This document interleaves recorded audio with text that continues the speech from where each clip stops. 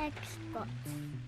How's it going? This is Ricardo, and in this video I'll show you how to remove the LCD display assembly from a Dell Inspiron 11 version 3152. If you're looking for parts for this laptop, go to our website and use this coupon for a 5% off discount.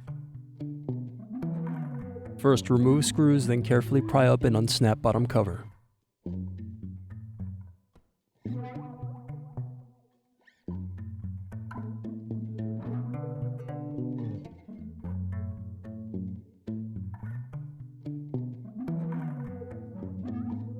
Then remove screws, then unplug and loosen hard drive cable. Now remove battery. Now unplug wireless antenna cables. Next, unscrew and remove LCD cable bracket. Now unplug display and LCD cables.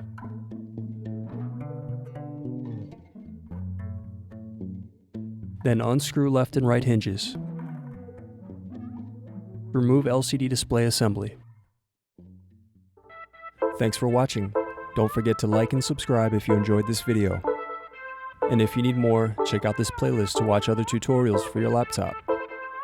You can also click here to find parts for your laptop at partspeople.com.